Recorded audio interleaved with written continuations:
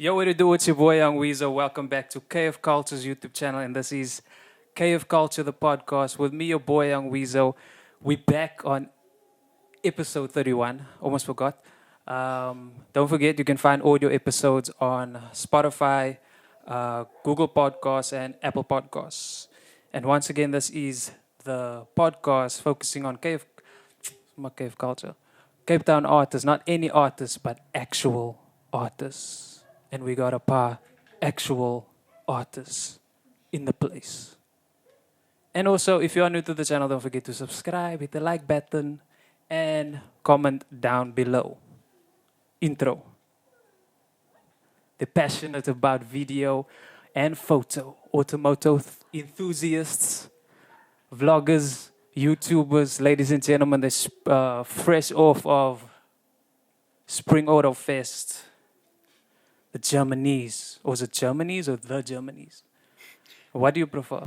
Both work, to be honest. Yeah, I think Germanese is probably the one we get the most. Yeah. But it was initially the Germanese Cape Town, but it's a little bit long.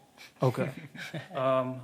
Since you don't have, just try to get like closer to away the mic. Will me touching the stand pick up any? Nah, yeah, it will, but it's not gonna like affect anything. I don't want to kick anything. Oh yeah, no, it's easy. But just try to get like closer. Test 1 2. Is that good? A bit closer. Test 1 2. Away. Away. Sorry, but away. No need to apologize. We going places.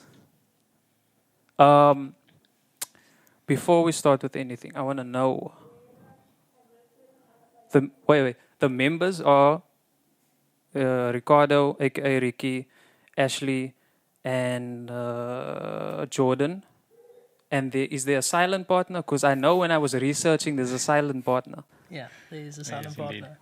He's his name's Dominique. He attends our events and stuff like that, but he doesn't do any content creation, if I could say that. But he is a silent partner. Yeah. Why a silent partner? Just curiosity, because I'm a very curious person. Honestly, this dates back to our N1 City parking lot days. Pretty much. Yeah, we initially started as a group of oaks that just enjoyed taking photos of cars and stuff. But we say silent partner, right? But he just doesn't do any content creation. Mm. So that's why you don't see him in most of our videos and stuff like that, because he's not creating any content. He's still part of the group. It was just a friend group initially, and it just turned into what it is now. Okay, so now also get into how it all came together. What do you think, Ashley? How did it come about? Well, to be fair, it all started with a cell phone and a old Nikon camera. And I think maybe we can start with how that came about. Because What really? you had the camera initially. Yeah, my sister had a Nikon camera back in the day that I started taking photos with. And then Ashley would film on, I don't know what phone you had at that point, an LG, I think? Yeah, it was an LG, yeah. Old school LG G5, I think it was. Something like that. Yeah. We just started filming random stuff. We all had interesting cars, which is initially why we started hanging out. And then from there, we just kept filming, kept taking photos. It was majority photos, I think, initially. Mm. And Ashley was big into videos, so then from there, it just kind of stemmed. He's been our leader for the most part. He's taught us everything we know as far as video work. He's taught me everything I know. And vice versa, of course. We learn from each other. yeah. Okay. And also the name. I'll be honest with you, we're not proud of the name. We literally had Japanese cars and German cars at the time. So we're like, Germanese. And we said, look, we can change the name at a later point if we ever want to. But for now, let's just put something out. And now the name's kind of stuck. And we're just kind of riding with it. Initially, like I said, we didn't like it. But people seem to like it now. And we don't mind it. So we're just keeping it. Yeah, I guess it's also a little bit unique. So it's not a common thing you hear. Although if you do search Germanese, you're going to see a lot of German things. So. So you're not planning to change it at all? If we rebrand, I think we would shoot ourselves in the foot. I think, it works. There's no need to change it at this point. Okay. And it was established 2017? Because if I go back on the IG, then it says the first pic was like the 5th of December. Yeah, so in 2017 was Yeah, when it we was started. more or less India. Yeah. Okay. Oh, yeah. And then, did you ever plan on like having this group, or just did you decide like, okay, cool, let's make one? When you say group, do you mean like content creation group or just like the page itself? The content creation, because you could have gone individual. Yeah, true.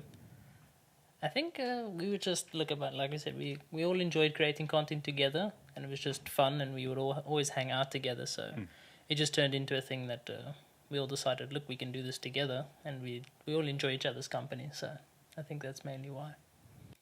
Okay. Now run through again. I'm inquisitive. Who does what? Uncle Ash, you got this. Who does what? Oh, in all fairness, we kind of spread everything evenly.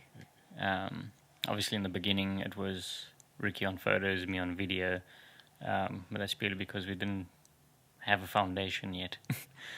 But as time passed, we kind of spread into both aspects equally.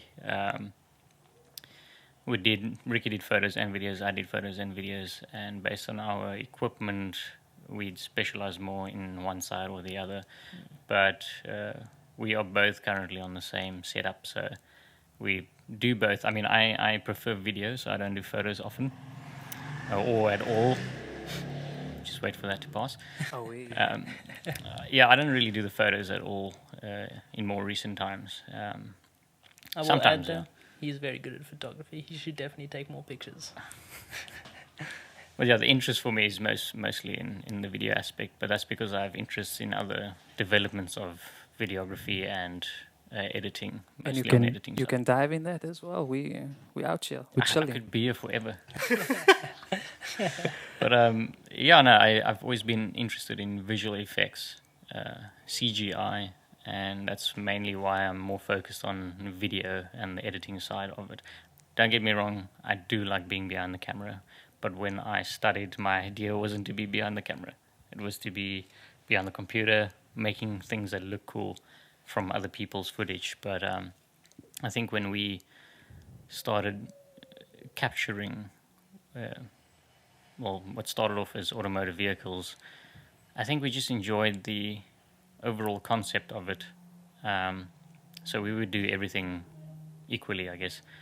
And then, yeah, Ricky's also quite into the design, and I think that plays a very important role within content creation. A lot of people don't pay attention to it, but the fact that we can branch off into different directions. Ricky does a lot of the photos and the design aspects, plus the video, which is very beneficial. And I like to do a lot of the visual effects, motion graphics, compositing, and then editing, plus also videography. So yeah, I don't know where I was going with this, but yeah, I don't know. No, you were diving into more like who does what and what do you do.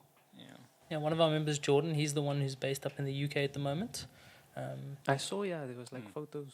Yeah, Oh, he's currently playing hockey professionally up there, so props to him. He does mainly photography, also like Ashley mentioned. So we kind of set ourselves up in a way that like we obviously want to create the best content that we could, and for a good portion of time, I was doing majority of the photos while he was doing the videos because of the quality of his camera, and it could shoot in 4K. I wasn't too happy with my camera only doing 1080p, and like if we're gonna produce content, we want to produce the best quality we can. Let's put this out there that when Ricky got his Canon, definitely shot better than the Canon I had at the time. Yeah, we've definitely moved up in gear. Yeah. But I think the main thing is we just try to play to each other's strengths and do what we can. Yeah. Okay.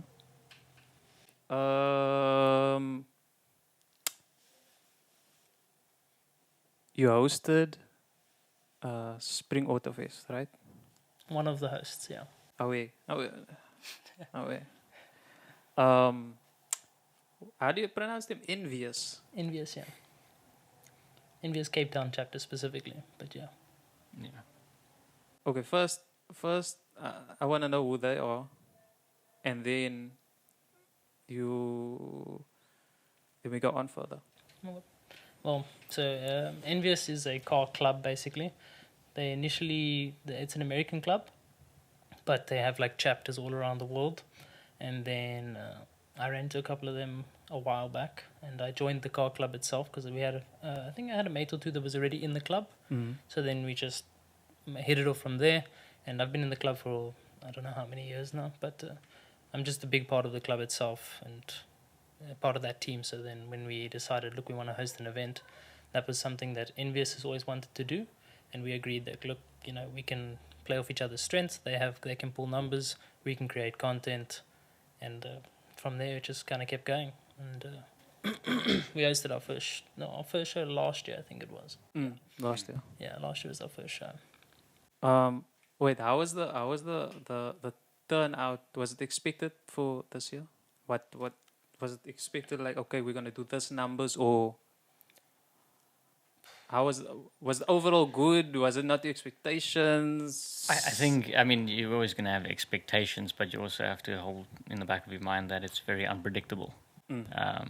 You can say we want 200 people, but or a certain amount of cars, but at the end of the day, it can fluctuate depending on the environment, the weather, if people are even interested. So I think we went in with the mindset of let's not expect anything, but this is the numbers we would like to expect. Yeah, because obviously, like last year you held the event, then obviously you can run the books like, okay, cool, this was maybe this amount of people, okay, we're expecting the same amount. Or Ricardo might have a different perspective on it, I think. Yeah, we would like to hear from you as well. I think, so I can't remember what our numbers were last year. I'm going to spitball and say we did about 800 people total, give or take. I think this year we did anywhere between 1,500 to 1,800 people, give or take. But that obviously includes vendors and drivers. So it, like Ashley said, it's kind of hard to gauge, especially when it comes to like weather. Weather is such a factor. We've seen that weather is enough to stop a show. Yeah. I mean, Drift City took like what? I'm going to spitball 6 months to happen just because of what the weather did to it, and then straight into winter. So it's kind of hard to gauge, but at least from our side, I'd say it was a successful event, and we got a turnout that we were all happy with. Yeah. Okay, so how did last year's event differ from this year? I'd say the biggest factor is something that we ran into last year is we decided, look, cool, let's put the club display of the show in the parking lot. And we're like, people are going to move around the field and stuff like that, but we kind of underestimated how people would actually interact with the venue and mingle. And I'd say it's kind of hard to give a percentage, but let's call it 75% of the people spent the time in the field. So a lot of the people, including the vendors that were in the parking lot, felt like, nobody's coming to our stores. Everyone's lumming on the field because that's where the club display, all the show cars are. So the biggest thing that we did different was we put everything on the field this year. And it only benefited us because everything was in one place. It just turned into a giant hub of movement and people were just everywhere.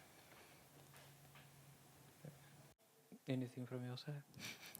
I mean, other than that, I think we kind of had a different setup this year as well. I mean, last year we didn't get to use the whole field, so we couldn't do a layout that worked, in our favor. That's a big factor, the limitation of not being able to use the actual pitch. Yeah, that's why we had to use the parking lot. But I think this year we were a lot more inclusive. The team was on everything, whatever issues we faced, working together, helping everybody, including obviously the people entering the event, and just trying to be accommodating.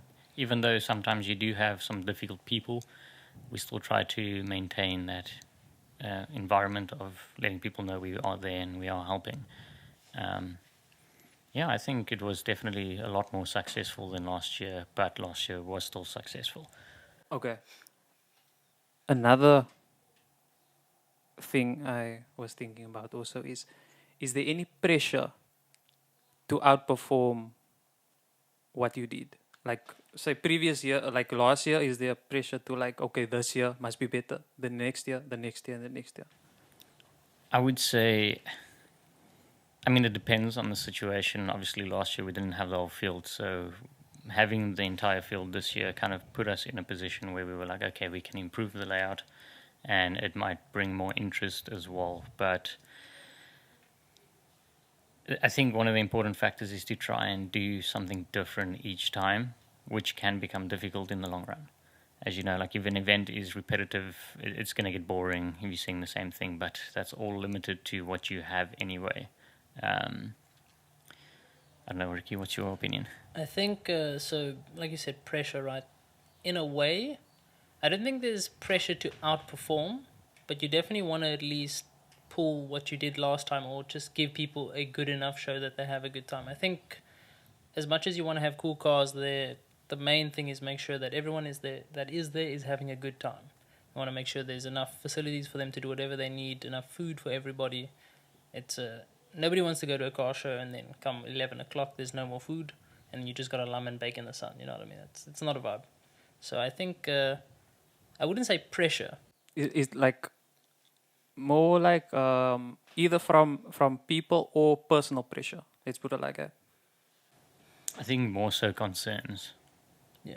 You know, anything can go wrong on the day, but from our experience, we haven't had anything too hectic that kind of put that kind of pressure on us. If there was, it would be technical issues. Or let's just give an example, something needs to be on the field, but it needs to be on the field, you know, when we get there in the morning, and it might not be there when we get there and comes like 3 hours later or so. There's those concerns that do happen, but pressure-wise, I mean, I think we did pretty well, and we didn't experience too much pressure, other than just making sure everything runs technically correct. So that's the only pressure. Like not like there's not like I want to have a better show. So it's just like on the day, like Yeah, I mean, it's expected. You do want to have a better show, and the nerves can kick in, of course. I think everybody experiences that, but it's also exciting, and sometimes the excitement can come in the form of nerves, and it's good to have that. You know, you want to make sure you perform well. So I guess in a way there is pressure either way. okay.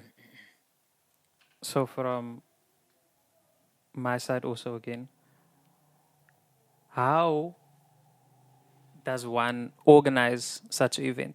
I'm sure there's people out there wanting to know how. Because I was also thinking that, like, these Owens, okay, they got probably bank because how they sorting out this stuff. So can you please run through, like, the process of organizing such a event? So I'll tell you one thing. There's a lot of paperwork because everything has to go through the city. So you have to submit permits and forms, and the city doesn't make it easy. 'Cause Let's be specific. Like, is there like health and safety? Like, everything. okay now. Literally everything that you could think of that needs to be covered, even ensuring you But wanna what if the people can't think of anything and they need to know, like, okay, I need this, I need this, I need this. You can probably contact your council or whatever the case may be if you want to find out what it takes to, you know, what's the input in order for you to host an event within a certain area. And people will give you that information. But now for you guys, The city helps with that as well. I say helps, but what they do is they give you a full list of everything that they need. And okay, what was on that list? shove it, bro. I'm gonna say I signed like 20 different documents. You've got anything from medical to waste management to ablution blocks, which is obviously toilets for everybody, ensuring that there's enough of them, security and safety, noise exemption, because especially if you're hosting a residential area, you need signatures saying, look, yeah, exactly. We actually got complaints on the day of our show saying, hey, you guys are making way too much noise. We're like, here's some signatures. You can't do anything, sorry. What else? The venue itself. I'd say if anyone's curious about expenses, the brunt of the expense in most cases is the venue. That can be very expensive. It obviously depends on you, and you can always work a deal with somebody. We worked a deal with the venue that we had last year. Yeah. So that helped. That worked in our favor. But yeah, it varies. There's a lot that goes into it. Like I can go on forever if you want to know, but I think the best thing to know is a big team is important, and make sure that you have multiple people. I don't know how many people we were last year that was managing everything. Realistically, we were like a team of like 5, 6. This year we almost doubled in size as far as management goes, and then full staff we had about 35 to 40 people actually running around doing things on the day. I think I kind of dodged that question weirdly there. Away. I was gonna come back to it now actually. So you listed those things. So that's the main things, or there is more?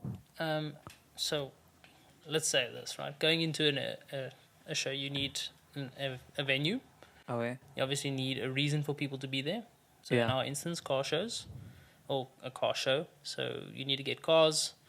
That you can obviously figure out how you want to get that information. We decided to use Google Sheets and then just set up a registration system. Everyone puts in all their details, so we Alright. can contact them. And then we basically have a Google Drive that all the vehicles were in, and we can just sift through, check all the car entries. Something we didn't run this year was a online purchasing system, like a ticket system. Yeah, Quicket and Yeah, Quicket, we ran one last year, but we didn't find that it worked very well. Or there wasn't a lot of purchases. sorry to interrupt you. No, it's all good. That I feel that Quicket thing is kind of, it's good, but also the people of the event. There's normally a charge when you purchase a ticket, if I'm not mistaken, but then it's on the customer. Is it? Yeah, because you say now they say the ticket is 150, and then there's like maybe a extra fee also. I check. Because to my knowledge, at least so I thought there's, let's say a ticket is, like you said, 150, then they will charge the people 150, but they take a percentage off us. I don't know what that percentage is, I can't remember, but they'll take a percentage from the grand sum that you basically make. Okay. Yeah. Oh yeah, because remember this question is an educational question, because the people want to know, yeah, what if I wanna be like the Germanese guys and so throw a party, aka event. So yeah, it's from you need from the government. You need your papers. Yeah. You need to plan, Your target audience. and marketing must be probably heavy as well. Yeah, that's Marketing. always going to be the case. Especially if you want to reach numbers, you got to throw yourself out there, and sometimes you need to do it way before the time. Yeah, I don't know. That was what we focused on this year. So our portion of the brand that was, or the team that was hosting the event, our goal was marketing. We just tried to we made all the social media posts for the event, all the videos for the event. Actually made a lot of the stuff for in 3D space, so like our promotional video. Close to the No, mic. close. Oh, yeah, wait. Leaning, yeah. Oh yeah, basically. I don't know, I was just going down. Sorry. Yeah, so we focused on marketing. I think marketing is probably one of the biggest parts. If you don't market your event, how will anybody know it exists? Facts. Yeah. Okay. Do you feel we covered how you would organize an event like that? For the most part. I think if somebody wants to host an event and you genuinely want to find out more, feel free to message us online. We can try and share some information. But we're going to be here a while if I tell you exactly how to run such a show. It took Okay. us months. That's the main stuff then. Yeah. Okay. And, our sponsorships as well. You want people to assist you when Big facts. you're hosting events. Third-party sources of basically. You can bringing eat of that, eh? That's why I put the pakkies there. Do you want some? I'm all good, thank you. I'm alright for now as well. Some water and stuff. They're hating on the These specials. are the vegan chippies. Away. Away. Oh yeah. What's the other thing I wanted to know? I'm going to jump on some of these puppies. Also, what's the minimum you would say you would need to host an event of that magnitude? Minimum. You don't have to give precise. You can just okay, you need about this amount. Depending on your venue, let's call it like 20 Gs. 20K. I say, because look, That's a bag money for the bag the car. that's a fully bagged car, actually. Yeah, I think 20K, give or take. The venue, I think in our experience, the venue is the most expensive part. And then medics, depending on the scale, medics are 3-4 grand, maybe, give or take. And it's hard to say. And what's the other thing now again? I wanted to ask. Also, was there any hiccups or problems? I know you said there wasn't any, as you did say, but was there any headaches? Paperwork, this, all that. No. I would say on the day itself, you're always you need to basically do crowd control, traffic control, and that's always going to be the case, especially for roads that are a bit more. I don't want to use the word narrow, but there's one point in, one point out, and you have the show cars and you have actual, just ordinary traffic, and trying to manage that can sometimes prove difficult. But we managed on the day. We got to a point where we positioned 2 people, and they guided traffic and assisted the bus drivers and whoever else was driving through. Because there's a hospital there as well, and you don't want to block the road.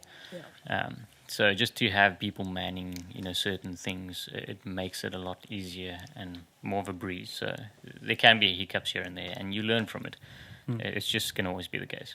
I know on your guys, you called it vodcast. On one of those, you said like next time you should like plan like the year before or something in that line. Like you must plan way before the year, not like few months. Yeah, that's always going to be the case in my mind. Is you prep far beyond.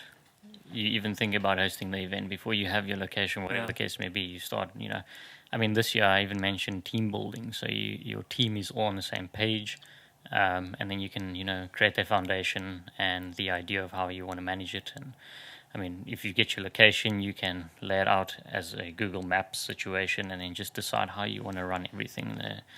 From pulling cars into the venue to how you want to manage the traffic. Obviously, we're not traffic officials, but no traffic official is going to sit there and help you. So there's a lot of things you got to think about when it comes must to let the bribe. Yeah, 2 liter. 2 liter go. Okay, so there wasn't any like problems. So it was smooth sailing, planning. There's the other one. The other one is okay. Some of the questions I have here, and some are just like top of the dome.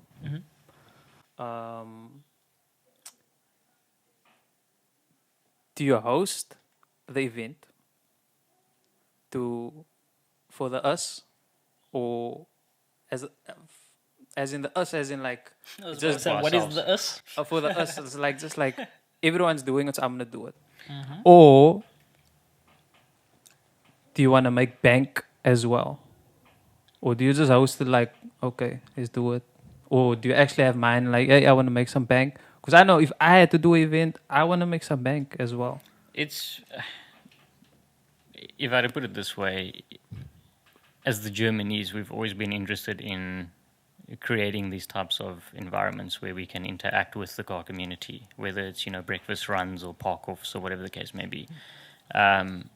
Yes, it's nice to make a little bit of money from events, but at the end of the day, you also got to think about the long run, paying for the next event. So the focus isn't really like, I only want this event because I want the money. It's more so we really enjoy the environment and the people involved. You learn a lot. There's a lot of insight and connections you can make, and just new things that you can see. But I think the most important thing is creating an event that's enjoyable for the community. That's also, you want to try and keep it affordable. So you can't necessarily just think about making money for yourself, but also a way to create that environment and enjoyable place for other people, like tourism. Yeah. Although tourism can be expensive. Yeah. Oh yeah. Sorry. Other thing you can answer now. What I want to add on that is what I want to add on that is also like make bank so that I can, example, invest in gear. I can invest it into some of my other projects that I want to do still. That's more also what I mean by making bank. We don't always think about that, especially, we obviously have a YouTube channel, and you expect to get paid decently from YouTube, and you're like, oh, sweet, we're going to be able to invest in ourselves and buy some new gear and things, but that's not the case. It depends. Not yet. It depends on your RPM. Yeah. Do you guys look at that, by the way? We look at everything, to be honest, but we also We don't. spend too much time on our analytics, to be honest. We also try not to be too fixated on it, and we like to create for ourselves as well, and be a little bit different. We also have other things going on in the background, so we're not always creating and being able to produce enough content on a weekly basis. So we understand that our income will not come from YouTube. At least not anytime soon. Yeah, not yet. But you do plan on pushing. But I feel like if you make content on YouTube, you should strive to have that. Like, okay, we're making some money. Like, let's strive to make it like get all that people there so the views can go up. Because I think people believe that you need like example 100,000 follower subscribers or 5,000 or 10,000 or 20,000 to make money. You just need to hit that first threshold, Yeah. and then the views is what makes the money. It's not the subscribers. But that's the other thing. I mean, your videos are very specific, and our target audience is very limited because we are generally cinematic content creators. Oh, yeah. We don't focus on vlogs, car builds, and all these different things. So because we prefer the cinematics, not a lot of people in Cape Town or South Africa really watch car cinematics. It's more so guys doing builds and vlogs and stuff, because there's a lot of things to listen to, and a lot of people like sitting there and just listening.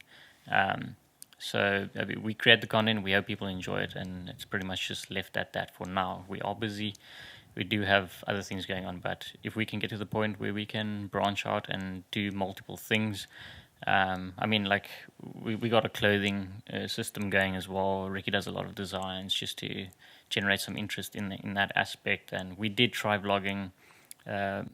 A little bit of car builds, installing air suspension, all that kind of stuff. But I saw boot builds and stuff like that as well. I mean, Ricky has come up with so many different things to showcase. But at the end of the day, it's also what you enjoy doing. If you don't enjoy it, you don't want to do it. Which is a big thing, I think, for both of us. That's also why we don't do as much vlog content anymore. Personally, I did enjoy it at the time, but I don't know, there's just something nice about it. I'd prefer to tell a story with the cinematic, and that's why we're basically focusing on cinematics. As much as we've had people also say that you should bring back vlogs or do this or that.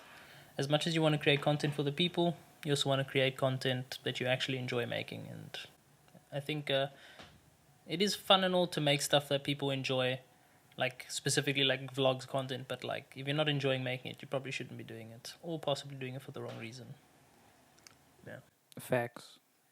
But other thing is also the people that say, yeah, you must do this, you must do that, are they the actual supporters?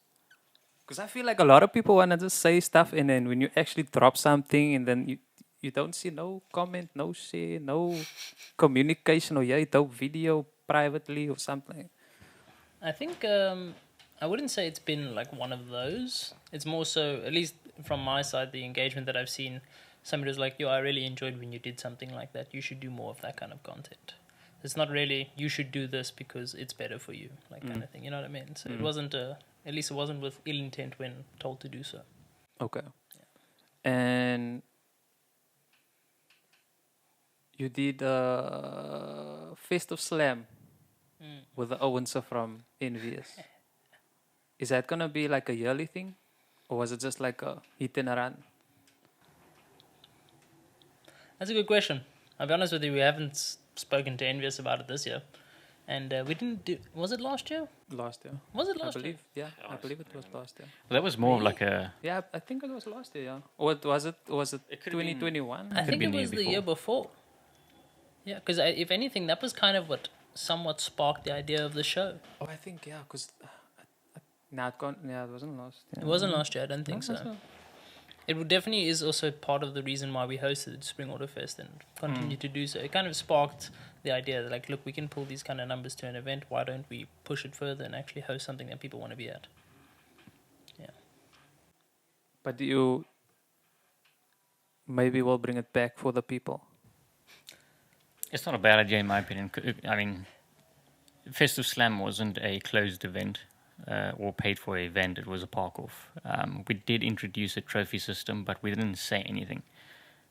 We had some trophies printed, and then people rocked up, and we just had a couple of guys walking around checking out all the cars, and then we handed our trophies to people we thought deserved it. So I think it's a good incentive as well. It kind of motivates people to participate in certain things and feel like this is like something cool to be part of. Also, not show up for the wrong reason. Yes, yeah. Rather come, I think anybody is going to have a good day if they just go to a park off and then they get given a trophy because we thought their car was cool. Like, you're going to go home and be happy about it. If you're coming there to win a trophy again, also, you're not there for the right reasons. You need to just be there to have a good time. And if you win something, lekker. I have another question. Don't you think the piece of papers and trophies are scams? Scams. Yeah. In what context? Either like, as in like, yeah, this is your reward. We think your car is dope. In my opinion, I mean, some people like to compete, and some people really do put in that effort to, wow the audience, and you want to let them deserve that win. Although competition isn't always what we strive for, we want everybody to be equally part of something, and we don't want to make like a 1, 2, 3, 4, 5. We kind of want it to be an equal situation. So, we specifically like that vehicle because of, what it represents. Or, there's this club that, did some crazy theme, even if they have like ordinary or a common car, for instance, but they set up this insane, wild layout of theme. We had at the event this group, it was Nissan Day. The one with the theater. That was the Jap Aesthetics Club. And it was really cool. I walked there. They were quite welcoming, inviting. They had this whole drive-in theater type look, and it was different. It was they thought it through, and they put in a lot of effort. Not everybody puts in that kind of effort to represent themselves. Look, I mean, it's not always you don't expect anything crazy, but they went for it, and we appreciated that. That's cool. It brings in onlookers as well. They definitely deserve to win. Yeah. Oh yeah, what I wanted to add also on that is, do you think also that the printed out papers and stuff like that and trophies are like a validation? People see it like that, almost like the blue check. It's like validation. And some might do it for wrong reason, like, yeah, I'm coming to the show, I'm doing all this stuff, 100,000 on my car to win, and then don't win, and then upset. Again, that's definitely somebody who's doing it for the wrong reason. But I think, in a way, I guess it's validating, but I think everyone's looking for validation. At the end of the day, you're posting anything you post on social media, you're also looking for validation. If nobody likes your post, you're going to be just as upset, If you post a photo and you normally get, let's say, 400 likes, and you only get 3 likes, you're going to be like, what is this? No one's going to be happy about it. Social media is just the whole validation system at this point. Since we're speaking about that now, how do you guys deal with criticism?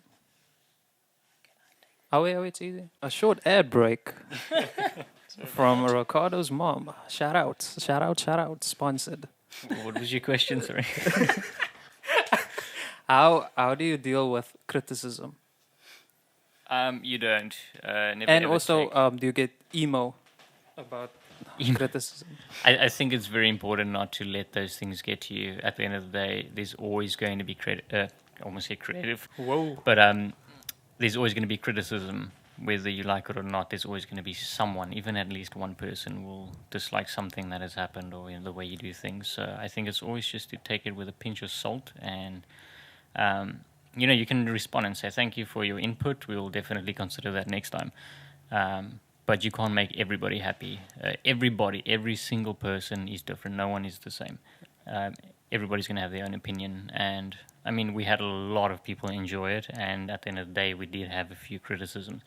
But, yeah, it's just you try and either talk it through and you find out why they disliked whatever was the case, or, why they felt it wasn't enjoyable, or they weren't maybe comfortable, or whatever the case may be. And then you just improve for next year.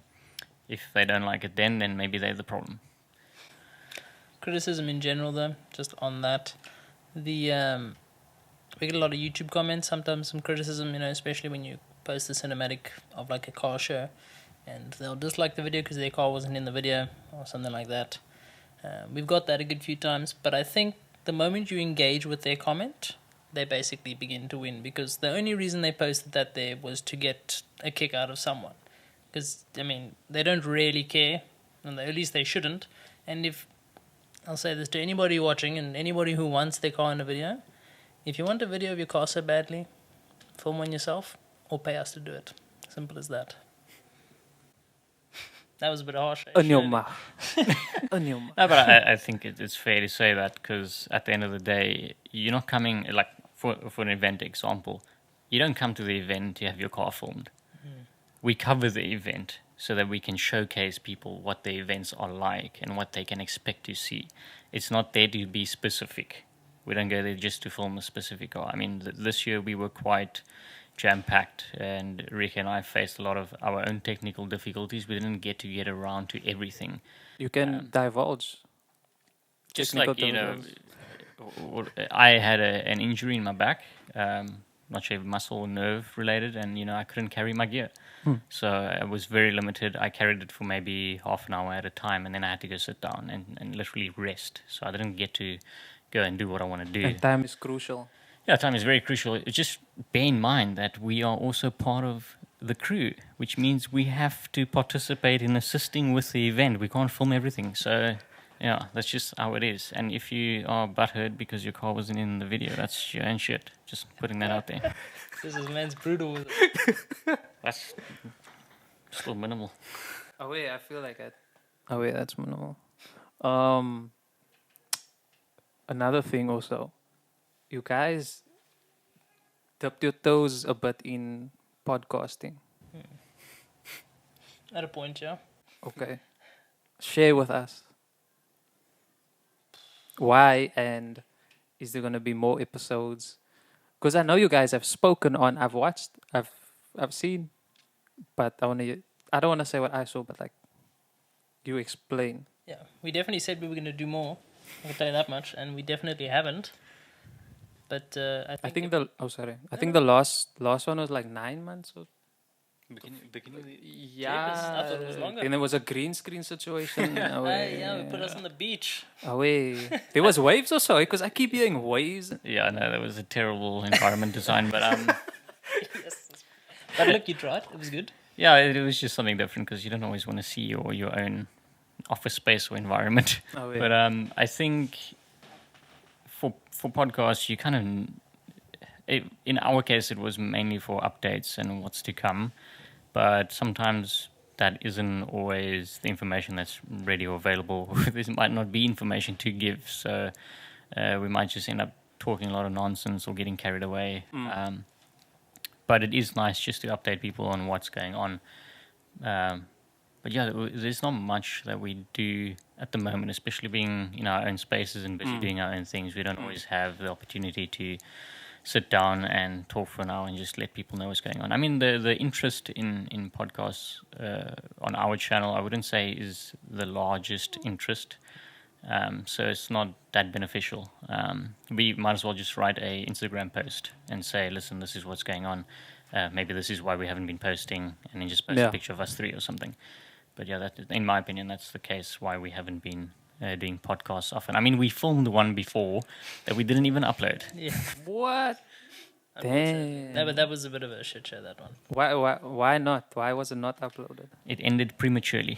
Yeah, and we initially sat down to film it. We gave ourselves a window of time to film it. Took us half an hour just to get set up.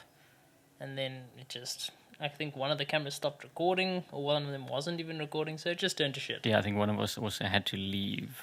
Jordan, I think, yeah. Either way, look, whether or not they will come back, it's hard to say. Like I said, at the moment we kind of use it as a update platform. I mean, I'm sure we'd love to get some people on and chat to people. I know you said Yeah. you would like to. But I think it's also just finding the time to do it. We all have lives outside of the Germanese, and sometimes it's hard to always get together and do things. I think we'd love to post more content just in general. We just don't have the time and resources at the moment. I feel like that's kind of one of the, for me, I feel like that's kind of one of the downsides of being in a group, because you can't get everyone together. For me. Well, I mean, thankfully for us, Ricardo and I can do anything separated. Yeah. So that's never really been an issue, besides maybe shooting a cinematic of a car and we need rollers. You obviously need your driver, and then maybe someone out on the road, doing some stationary shots or something. But it's generally something we can do on our own. But in my case, I don't know a lot of people in the car community. I'm not that big into car builds and stuff and interacting with the car community, whereas Ricky is. So he gets quite a lot of the connections and stuff in order to, Obtain said vehicles to film and so forth. yeah, just to kind of get that specific. Maybe we want to film a Nissan Skyline or something. Ricky will find someone and he will make it happen. In my case, I don't know anyone, so I wouldn't be able to find that. So Ricky would organize, and then we would go and shoot. But like I said, we managed to do things without having to be together. Yeah. But sometimes it is nice. Well, I mean, all the time it's nice to be together and be able to equally divide the efforts so that things run smooth. But We always preference, if we can, we'll preference shooting together and try and possibly move things around. If we're on a crunch and there's a deadline of something that we need, then we will obviously do the content without each other. But we'll still, again, then help each other with the editing process. So Ashley and I spend a lot of time online speaking about music that we're going to use for our videos and going through editing processes. How do we do this or that? What can we do for the future? A lot of planning goes into the content that we make, especially like our Spring Auto Fest after movie. We spent a lot of time curating that before the show. Yeah, it even was dope. hit. Yeah, I saw it. but future podcast, I don't know. And you, how about you? You know something I noticed? Nobody asks you anything, eh? No, because this is my zone. This is my zone. That's why. That's why I don't go on other people's, like, whatever the case may be. I'm here for the people. Remember, this is the podcast that focuses on giving exposure to Cape Town artists, not any artists, but actual artists. I want to get to know you. No, we hear about you. It says featuring the Germanese. I'm with it. we'll flip it around next time. You'll come on our podcast. Problem solved. Okay. That's a deal, huh? Okay, we can do that. Then it's probably like the first podcast I'll go to. Exception. The exception. Everybody, you heard it here first. Oh, yeah, the exception. I'll go on the speak some. And If then we ever get to doing that podcast. nah, it's chill, bro. It's chill. Like, it's chill. Whenever like when I reached out to you, like I said, yeah, whenever you guys have a free time. Yeah. Like, I would actually have been junk if you guys said nah, because like I have a list of people I want to speak to that I reach out to. Yeah. So I don't take offense to if they say nah. I was like, okay, cool. Yeah. I would have liked to speak to you. Have you been denied by anybody? You don't have to obviously say any names. I'm just curious what that reach out is like and like how often is the reception good? Yeah, there was one. But it more felt like I don't want to do it because I told the person, yeah, when you have a time, when you have a free time. Yeah. So it doesn't have to be necessarily like now, this month. It can be, we can do it in January, whenever. Yeah. Like just... Don't feel pressured to do it now. Yeah, no, I feel like if people come at me like that and just say, no, I don't want to do it, but they didn't even read like the message like properly. Because you could have said, no, I'm not available at all. We can do it next time. Or, no, I'm not. I don't want to do it at all. Consideration, yeah. I mean, that happens. That's a common issue. Oh, yeah. And you know what's the worst also? Because we're now on this topic now. I don't know how to speak about myself, though. Damn. Or was about you? No, you guys. When you reach out to people and they confirm and then they cancel. And the that's also if you're gonna. That? Did they at least tell you, look? Bro, if I tell you beginning of October, and we're supposed to shoot like say example now, and now you tell me in the week I'm telling you, yay, we're still good. Then you're like, oh snap, you must now check your plans. That's kind of messed up because I told you in advance. Yeah. Oh yeah. Obviously, dependent on the situation. If there's a valid reason. Nah, I don't feel like, especially if you didn't, like, you have my phone number and everything. You don't. If they don't reach out, then of course that's. Oh wait, so. Oh wait, that's what I gotta deal with, at times, but it doesn't knock me. I can do a solo podcast on my own. There's other content I can upload. Yeah, that's a good way to think, of course. Because, I mean, you're always going to face those issues at the end of the day where people pull out or, just don't show up at all. Whoa. Yeah. Pull out. But it's true. Yeah. You know who you are. We've had actually where we organized the shoot and the person was like, yeah, cool, I'll be there. Just didn't show up. I feel like that's kind of messed up, yeah, in a way.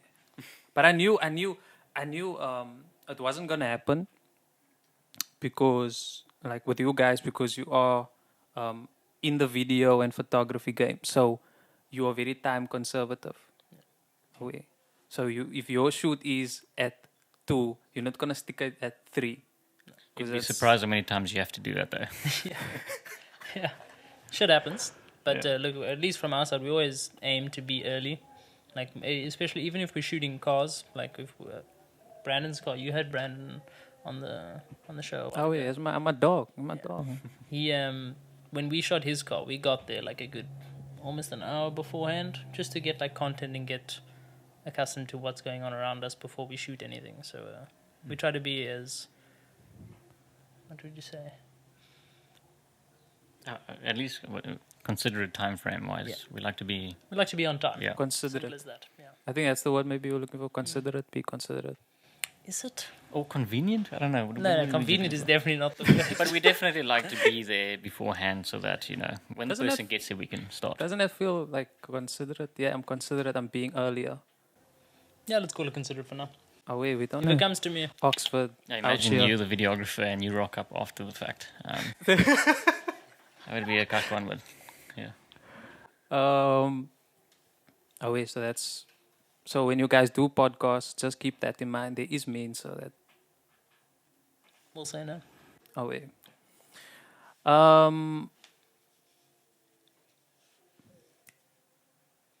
Was you? Shit. Self-taught. I know you mentioned it, Nana, like earlier. Self-taught or studied in the video photography. Both. I initially started off as, self-study, learning everything. I went to college for a specific reason, and that was to learn visual effects, but it taught me a little bit more, like technicalities or whatever. But I taught myself most of the things I know, but there were terms I didn't know that I wanted to know, and that's what college gave me. But college doesn't teach you everything. It's very minimal, especially when you're doing a 1-year certificate. So I would say everything that we've done is mostly, I would say probably 90% self-taught. Everything we do, we practice, we research, and we try and figure out ourselves. And yeah, practice is important because most of your knowledge will come after studies as well, even though, there's tutorials, there's people doing vlogs telling you how to do things. But if you don't go out and physically do it yourself, you're not learning anything because you need to have errors in order to correct yourself. Without errors, you're not learning anything. You need failures in order to gain more knowledge because you figure out, you create solutions. So I would say mostly we are self-taught. Yeah. Any input? And like I said, he taught me everything I know. I was initially just doing photography, and then he was a bit more into videos, and I just really enjoyed watching that kind of content on YouTube as well. Because I've watched way too much YouTube in my life. True. Yeah, everything video-wise and editing, we learned ourselves pretty much, I would say. What cameras do you guys use? Because from the stuff I've watched, I don't think there was any camera updates from like what I've seen. Because that's why I asked you, do you still have that camera you're using? Canon, Oh, yeah. We use nothing but the best. Fujifilm. Anybody who's got a question about that? Is- Divan? Is that the best? I definitely think it is. Look, we agree that Sony cameras and all that stuff are very nice. Oh, yeah. But we use Fujifilm X-T3s. They can shoot in 4K, 60 frames per second. That was a big plus for us, get some nice slow motion content. And we just like the colors that come out of the camera. They can shoot in RAW as well, which is a big thing for us. So yeah, Fujifilm is our go-tos at the moment. That was answering the question, but also not answering the question. Specific, like what model? An X-T3? All the ones. We both have the we exact same both, camera. Yeah, both have. We had different Canons. I had the 750D. You had the 200D. 200D. And we shot on similar lenses. And again, for the Fujifilm cameras, we shoot on the same lenses as well. Same lenses as well. Gimbals are different, but at the end of the day, gimbals don't matter that much. It's just for stabilization. As far as footage goes, I feel like gimbals matter. It depends on your circumstance, but for us, you want some smooth motion. You don't want too much. I mean, you also want to keep level, things like that. If you handheld, it's not a big deal. I mean, we sometimes shoot handheld, and it gives a different effect, different feel. Don't limit yourself. Use handheld. Get yourself maybe a glider or something, or I don't know, a rail. Steady cam. On, steady cam. If you have big money, you can go for the big boy stuff, you know. But what's that situation called? One day when I like have the bag, that thing that I can't get, that looks like you're a scorpion. I think Tulta makes that. It's basically like a bracing system for your gimbal. Bro, that would be like so dope. Yeah, it's just with your because at the end of the day, your gear gets very, very heavy. Yeah. So there's certain equipment out there that can help you take that weight off and also create some form of stabilization. Those things aren't meant to create stabilization necessarily, because if you're walking, you still have up and down movement or side sway, whatever the case may be. Just to relieve the weight, I think, right? Yeah, and then you got like shoulder mounts and stuff. We don't use shoulder mounts because we don't do a lot of what's the word, like storytelling, you know, dialogue type things, whatever the case may be. If we really need to, you can turn your gimbal off and you're good to go. Just hold your gimbal handheld style. Yeah, I don't know. Is there anything else you want to know gear wise? Oh wait, I know you guys spoke about it like on your podcast, so I don't want to dive too deep into what you spoke about before, so just touch lightly on it. Oh yeah, worst purchase gear wise and worst purchase car wise. Great question, that actually. Worst purchase gear wise. That's a tough one, eh? Is there so many of it? No, it's just I can't. I'm trying to think to myself, what did I buy? And think to myself, shit, this is actually dog. Oh, you know what it is? Well, at least for me. I bought an adapter to run Canon lenses on my Fuji camera, which is great and all, and it works for photography. But the moment you go to video, this adapter just loses its mind. It doesn't know how to pull focus. You'll point it at anything, bro, and this thing just like looks at the roof and it focuses on that, then it changes focus. It's probably the worst adapter I've ever bought. Like I said, for photos, it's fine because then you just go to manual focus.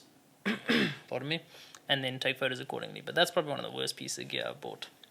I can't really say a worst car purchase because I've only ever owned one car. But like more like as in like okay, I think I should have specified.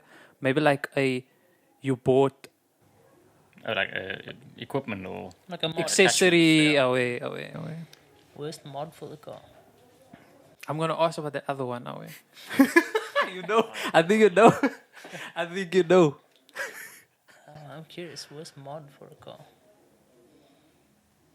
Jeepers. Personally, I think I would just say on that, I definitely somewhat regret modifying my car to the extent that it is, because you lose some drivability, you know, going certain places. Also, for those who are on air suspension, they know what it's like having that fear of something going wrong, especially running bags.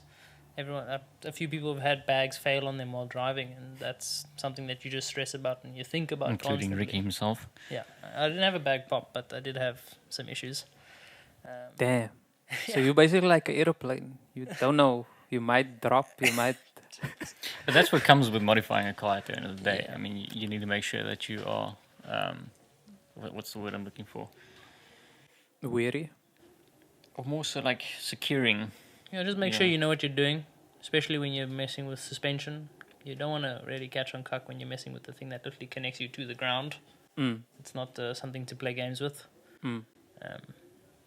But what I will say to that is, if you are interested in modding your car, it's not as hard as you think. A lot of stuff is actually quite easy. Even air suspension. People think air suspension is rocket science. It really isn't. You just can do a bit of research online and just chat to some people and you'll be good to go. And you, Ash? On your side, worst purchase. Worst gear purchase, I would say I bought an external monitor, 4K monitor, thinking it was going to improve my view of filming. Terrible decision. Monitor was too large. Mounting it to my gimbal was the other problem. What was the size of that? Which was maybe like, Okay. Isn't it like 5.5 inches? yeah, it was quite Something- large. I think it was a 7-inch. And I switched That's over. like a TV. Yeah. Yeah, it was far too big, and sometimes you forget a battery is attached to it, and those Sony batteries are quite heavy, so that's extra weight on your gimbal. So with the new gimbal, I use my cell phone as my secondary monitor, and that's obviously as light as can be, and it just attaches to the side of the gimbal. I don't think I have any other terrible equipment purchases that I can think of at the moment. Where's car mod? I owned a Honda Ballade, 96 model. Let's just put Yes, that out there straight first. to it, Honda. There you go. I bought a lip, and I bought a fake Mugen spoiler. Those two things were the worst purchases I've ever made for a car. What year model was the Honda? It was 96. Which one? The white one. Yeah, it was 96. As far as I'm aware, that's what it stated, but you could never find the specific date, year, model. It was the Encore edition. Yeah, no, it was like a baby version. It didn't have any of the features most Ballades have. But yeah, no, the car itself was a terrible purchase. Do you regret it? I loved that car, but that thing was so nice. It was nice. I mean, we had a lot of adventures with it, but yeah, I loved it. We had cool experiences, but at the end of the day, you face certain issues like overheating and suspension issues. The bottom of the car started falling apart, rusting. You couldn't even jack the car up anymore. Alternator issues. The car would turn off while you're driving on the N1. Battery kiss. It wasn't even the battery, it was something else that was attached to the wiring. But yeah, I mean, you're always going to face these issues with cheaper cars that you buy. You never know what's going to happen. Second-hand wise. I mean, even brand new sometimes you can face issues. Sometimes you can. And then I also had the Honda Ballade, the pop-up lights, semi-pop-ups. That was 1980 something. That was a beautiful car to drive. I like the old school feel of interior steering wheel. It was quite a thin steering wheel. I don't think I had any issues with that. I didn't really buy much mods for that besides sleeve overs. And if That was anything, a bad choice. it was a bad choice. That was, out of all the mods you were going to say, I thought that was going to be the mod. It you was would fun actually- while it lasted. Let me put that out there. But I never took it out, so it was, I guess, a good purchase. Yeah, we put some MacGyver sleeve overs in that thing, and it was a bad idea. Yeah, I know the car was rattly. You felt everything. There were no door liners, nothing inside the car. It was proper. Nothing but road noise. Yeah, proper junk. But I love that car. It was good. Since we're speaking about cars now, sorry. Is that the cars you owned, or is there more cars you owned? He owns a different one. I mean, I have a Subaru Forester, but not for long. It's going to get sold. Mwah, mwah, mwah. Unfortunately. But yeah, no, those are the only three that I've driven. And on your side? I've only owned one car, it's the Polo. Okay. What did you want to say? Something? I was going to ask, what do you drive? MK1. Mm. It's the one standing there with the cover on. Okay, sick. I'm busy uploading the videos. Okay. There. Busy sorting a situation out. Stance spec, race spec. It's just gonna be standard. It's not gonna be like anything. Just a daily driver. It must just drive me. As A to B, yeah. as you can see, this is where all the actual cash money went into instead of the car. So that was actually my main. I was more prioritizing on that, on the equipment, Understandably so. because I feel like a lot of men spend too much money on the car, especially if you have a bigger passion, if I can put it like that. You're really into, example now, photo, video, but you spend the least money on photo and video, and you drug that whole 80k in the car. Yeah. So, That's gonna be my life story of it. That's how I feel. There was a portion of time where Ricky was on his car almost on a daily basis. Yeah. Let's put that out there as well. That's also where all those vlogs came from. I think that's Yeah. also partly why we were filming so many vlogs and having a good time with it. that I was just throwing a lot more money at the car than I needed to. Okay. But he was smart with it. I mean, I think one thing we can appreciate about Ricky was the fact that he found ways to modify his car without spending loads of money. Especially the fact that he learned how to put air suspension in his own car was a big win. We never documented that. Yeah, Whoa, that's whack, bro. Yeah. That's whack. Terrible, actually. But now, are you gonna bag cars now? Nope. We have? Germanese, bag your car coming soon. No, definitely not. I mean, maybe. Look, we worked on a few cars, and it's just a lot of headaches that come with it. And Or you're only gonna bag German cars. I think the question should be, is it only German cars that approach us? we've, I don't know, there's obviously some stuff that's happened in the scene as of recent that I don't really want to touch on, but That's chill. it's a bit of a scary place to be working on people's cars and what could possibly happen. So Was it Yeah. that video? I think I saw a video. Was it that video? is it the story about Kyle?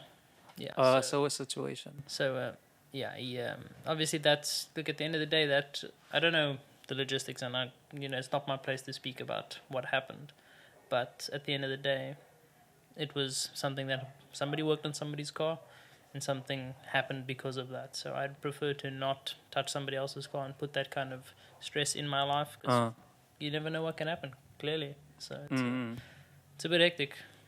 Yeah, I hope Kyle's all right. Shame.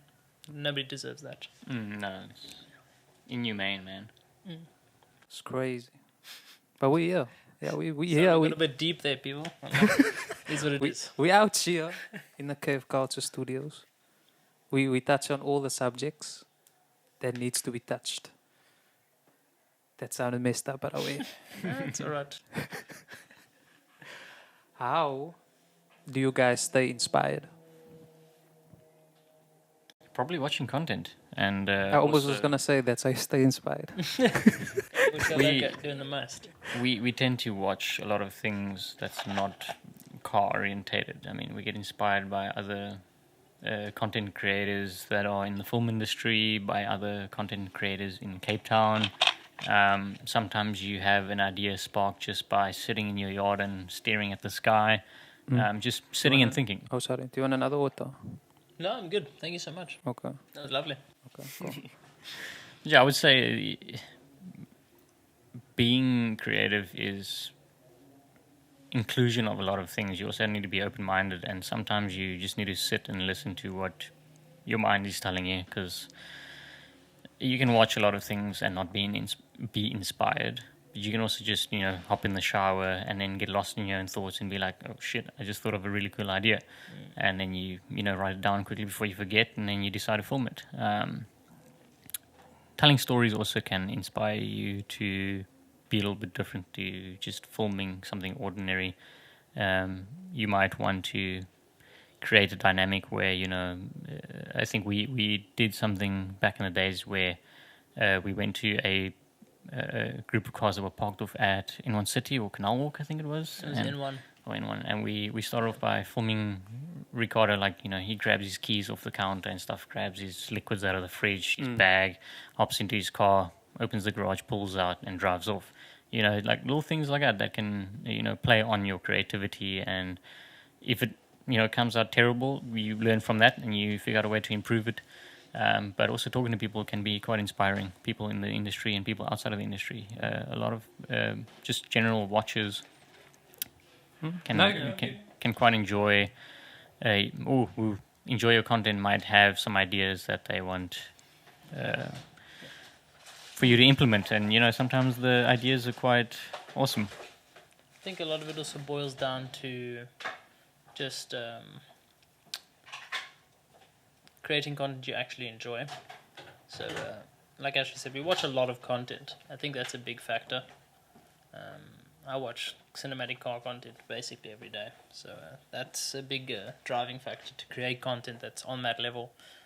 I think I'd love to be at the point where somebody flies us overseas to film an event or something like that, That'd be sick. But maybe one day we'll have to wait and see. How do you guys keep creative um, differences under control? Good question.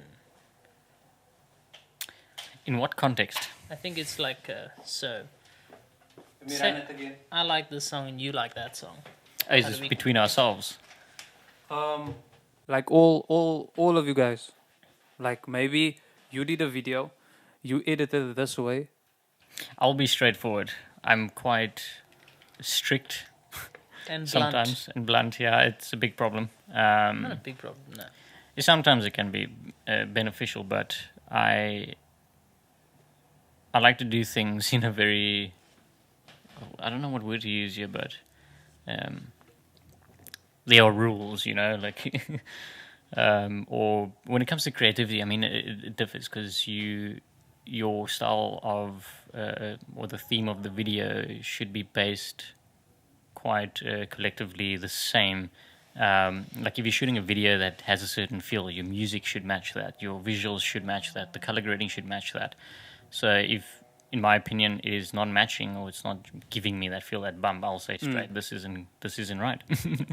But And he's not shy to share his thoughts on that. If I show him a piece of content and he thinks it makes no sense, he's going to be like, that makes no sense. yeah, it's unfortunate. He's It's blunt, happens. but I think it works. Also, we like to give each other creative freedom. Yeah, no, that's, and I think in more recent times, I definitely have pulled back on being a bit strict, especially on myself as well. But not a lot of people give me creative criticism, which would be preferred. But at the end of the day, it's just create the content in the way that you enjoy anyway, and then sometimes I will rewatch something and then go, oh, this actually doesn't make sense. Even design wise, we have an example. Is this the dope shit? This is the dope shit So, shirt. yeah, like Ricky printed the shirt that says dope shit, and the first thing that came to mind was, I don't think we can legally have these shirts displayed in public because of the vulgar language on it. A lot of countries have rules. You can get fines and stuff for displaying vulgar language on clothing, branding, or whatever the case may be. So you just need to like replace the I with a hashtag. I was gonna say, if you made it like just something. Yeah, so like, Maybe I'll print a little hashtag to go over that I there. we'll make it an exclamation mark. But yeah, like if I see that, the first thing that comes to mind is I need to say this, And sometimes the way I say it can come out completely harsh, but I think Ricky knows that I'm not trying to be hurtful or disrespectful or whatever the case may be.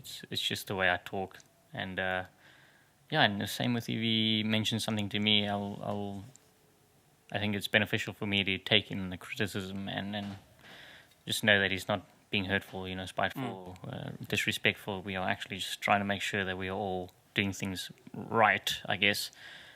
But yeah, what's your opinion? I'm going to be honest with you, I forgot the question. Oh yeah, no. Tangented hard there. Do you think maybe they see you as not approachable? That's why they don't give you any criticism. I can Great be question. blunt, and my responses can be quite harsh. Probably. So maybe the way I respond prevents people from telling me certain things. Another question also now, since we're on that bluntness, do you ever think before you speak? When it comes to creativity, yes.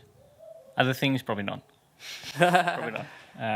Let's just say my ego hops into place, and it's like, oh, that's hurtful, fuck you, but at the end of the day, they're not really meaning to be hurtful. That's just my ego, and that's one thing we need to learn how to control or get rid of completely, is the ego and the sensitivity to certain, in the nature of statements, whatever the case may be. And that's something I'm learning at the moment, is just to accept things for the way they are. And I hope in more recent times I haven't been too harsh on anybody or blunt or disrespectful. Yeah, you hurt my feelings, Bruno. And look, I think you being a bit harder on yourself than you need to be. Look, at the end of the day, we all are creating content together as well. So, like he said it himself, the man can be very blunt. But at the end of the day, you wouldn't have shared that information if you didn't think it was actually beneficial.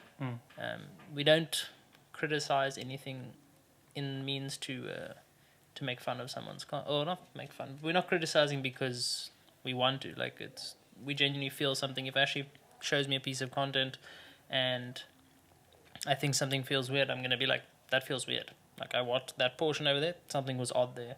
And if he, in most cases, we either make adjustments, or if he justifies it and shows it to me in the perspective that he sees it from, then it obviously will change my perspective on it. But I think at the end of the day, we are a team, so we've got to do what we can. And who's the most stubborn? This one? You reckon? Sometimes. No, I probably have my other things right. Yeah. Children We would can probably be. say the same thing. Okay, I have Ricardo, aka Ricky. Okay, what must I call you? Like your I really don't mind. Most people call me Ricky, but Ricardo works. okay, Ricardo. Yes, sir. I have 2 questions for you. Mm. So, the roof pod on the roof, and that big ass wing. Yeah. Explain. The roof pod was just for fun. I got into contact with those people that run that system or basically sell those roofs. And I was like, I've seen some cars up in Europe where they run like the tents on the cars at like slammed events. And I was like, that's dope. So I thought, might as well try it on my car. I got a hold of a set of roof racks from a friend. He lent them to me. And then I put the roof rack, the tent on the car. I will say the tent I think was a bit too big. I think they gave me the wrong model. But it worked. I mean, it was fun. Just try to do something different. So I don't actually own the tent, if you're wondering. It's not I was mine. gonna ask because when I saw the photo, I was like, is this man going camping? Is it part of the theme? Maybe he's trying something different. No, I don't own that. To be honest, I was confused. Yeah. No, look, again, I was just trying something for fun. Some people liked it, some people didn't. Mm. That's the case with everything. And then the wing itself is a whole other story. But Yeah, I saw the video of the whole putting together situation as Yeah. well. that Oh yeah, I it just saw that in looks like European took a car, while. And I thought it was sick. When did we put the wing on the car? Oh, that was a while ago. That I'm was gonna say shot on maybe the 3 years 750D. ago, 3-4 years maybe. It was a while. Okay, so What do you want to know about the wing specifically? Is it a why? Why the wing? oh wait, why? Oh, wait. Why? I saw it in a European car. As you mentioned, yeah. Yeah, and then So- like a year later, I saw it again. And I was like, "This is actually sick." And a friend of mine reached out and he was like, "Cool, we can actually make this." What did your team think about it? The team. Yeah. I mean, everyone around me said it was a good idea, so we went for We it. made jokes, obviously. 'cause Oh, yeah, so on the podcast, also the podcast, you were joking. Guys Yeah, were we- joking was one. you know, at the end of the day, it's doing your car up, modifying it is an aspect of art as well. Mm. And that's one thing we can appreciate about Ricky as well, is the fact that he does everything himself and he makes a plan. You know, As much and- as I can, at least. yeah, and the idea was quite interesting. I mean, even if we were like, that's a bad idea, there was still the curiosity, like, but what would it look like? Did you guys say it was a bad idea? I mean, we made fun of it, you know, scaffolding, or, you know, Okay, you're now- going to take okay, off like a plane or okay, whatever. okay, I don't okay. think we used the word scaffolding, you know, that's other comments from other people, but it was like interesting, but it grows on you, honestly. Like, that's why you just got to be open-minded about things and just see how it looks. Because, I mean, you can take it off at any point Oh, if he wait, doesn't like it. wait.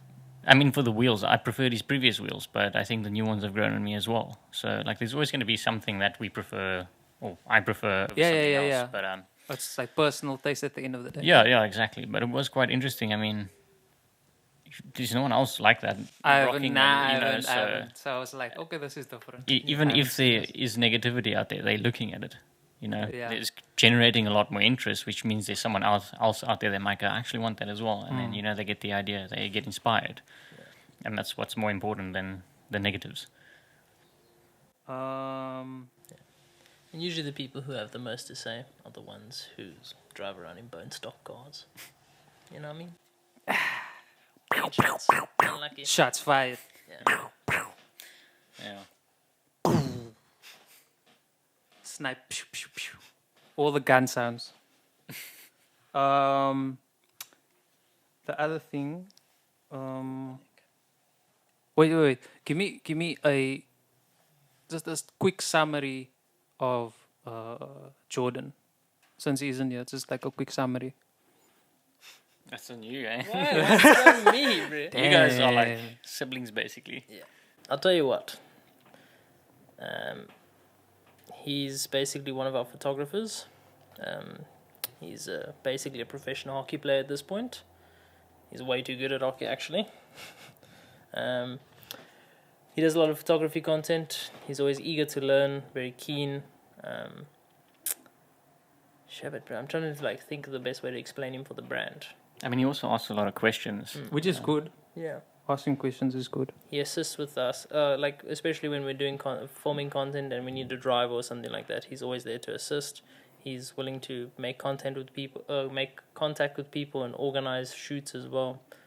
He does as much as he can for the brand, and we know he wants to learn more. Something he's striving towards at the moment is getting a camera that he can do videography with as well, and then basically join us. And the bigger the team can be, the better the content we can create for events. So, yeah. I have a question that was burning when I saw it on the channel. Whose iPhone was that you guys shot with? Wait, so why didn't I pick you up? On the... On iMessage. Oh. Yeah, when we got here, we checked. I sent you the wrong number by accident. Not the wrong number. One of the numbers I sent was wrong. That's why. So did I message someone else? Yes. Damn, bro. They're gonna... okay. Because when we got here, I was like, Ashley, can you pull up the number? I don't have data. And then he starts reading the number, but it's my number. And then he reads the number wrong. And I was like, that explains it. Okay, wait. So that's my bad. Okay. It's unfortunate. Just pop me all the number there. Now imagine I called. It's like, who are you? Wrong number. Yeah. Add phone number. That's the phone number. There you go, good son. Yeah. I picked up an iPhone recently. It's quite nice. I quite like it. Thank you. Congratulations. Welcome to the team. I did have an iPhone before this. Okay, anyway, welcome anyway. Well, oh yeah, I wouldn't know. That's the thing. But anyway, welcome. Thank you. Understandably so. Look, I'll be honest. I was an Android boy before, but I've migrated over, and I understand why. Now we all go through that tough times and dark times, so that's fine. Isn't that why I should? Bro, you know, Just like any phone, let's just put that out there. you know, I'm a big fan of Apple. You have a Mac as well, right? You know how nice it is. I can be messaging you now, and I can continue the I can. Convenient, basically. Oh wait, it's like wow. Yeah. I can. Oh, bro. I mean, technically, WhatsApp web does the same thing, but I feel you. Also, being able to airdrop that, easiest thing in the world. Didn't you? Is it can anybody airdrop you? What's the case? Or iPhones, any Mac product can airdrop. Basically, right? So you can just be like, cool, I wanted this video to now be on my laptop or my Mac. I will just press airdrop. Is there a specific link or? No, it's a Wi-Fi, but your Wi-Fi and Bluetooth has to be on, if I'm not mistaken. Yeah. The new iPhones, you can even just take the top of the phones and touch them together. Yeah, So that's it a just new. sends the contents. That's the new iOS update for those. It's quite sick. Oh wait, and you can name drop as well. Put the phones. Yeah. Oh, we could actually have demonstrated that on the podcast but we didn't think that far now. Yeah. Not a tech channel, so stick it. So it's just amazing. I would like to invest into more equipment as well in the iPhone world, and just shooting. Even if example, when any artist comes on the platform and they don't have an iPhone, then I tell them, you should actually invest in something like that. Yeah. Because if you had shows and stuff, you can record. Yeah. You can shoot videos, you can do, and your content looks super nice. Mm-hmm. So on the note of the iPhone, do you shoot with it a lot? Or do you try to shoot with it a lot? Or do you prefer to shoot more with the camera? Obviously, there's going to be a difference in quality. Yeah. You're going to see it, but I mean... I'll be honest, they're fairly... I think the iPhone's actually really good. I swear by it at the moment, at least from the content that I've shot with it. Especially now that the iPhone can shoot and log as well, which is really impressive. Especially if you know what you're doing when it comes to log footage, which we do. So having that helps. Also, being able to just pull up my phone and walk around the car and film that. So like, if we go to shows now, I'm still going to preference shooting with my gimbal and my camera because I know what the quality is and what I can do with it. But if I want to make a reel while I'm there, I can just pop my phone out, shebang, and that's it. It definitely makes it easier, but I think in most cases I'll still preference the camera. I just want to say you can shoot on any phone. True. I mean, there is another video on our channel that I shot on a P40 Pro of the Combi Caravel. Yeah. If you ever want to check that out, it's somewhere on our channel. Wait, Probably is only it got like 100 views. Which one is that? Is that the one that was standing Yeah, in the grass. Just away? yeah, I saw that. yeah, I saw yeah. that. That was on that, and the quality wasn't bad at all for what That it was. reminds me. Sorry. No, Do you have I any finished. more? That's so weird. Like I was like, damn. Do you have anything more to say? No. What I meant to ask was, how did you find us? How? Yeah. Oh wait, I do my research, bro. No, I get that. Like all the people that I have on the list that I want to speak to, I've like you guys were at that if I'm not mistaken, that what was the King of Slam? That old mutual thingy. Yeah. That time. Yeah. Yeah, that time already. So I do my research. Like even if you don't maybe see me like anything. No. It's not that. No, I'm no, just no, no, curious no, how no, we no, got no, into no, the no. frame, you know? No. I'm not saying you're saying that, but I mean like I watch not to make myself noticeable. Yeah. So that you Observing. can't. Yeah, I'm observing. Away. Bit of a sleuth. Away. Silent So sleeper. basically, that is how I roll. Wait. Who else was there? Oh yeah, there was, like few of the car shows that I've seen. Like even Divan. Like I've seen him also. Yeah. And then that day I'm like literally met him like here. We Yeah. spoke. Like we doing now. I enjoyed that podcast, by the way. Oh yeah, sure. I sat and watched it. Oh yeah, sure.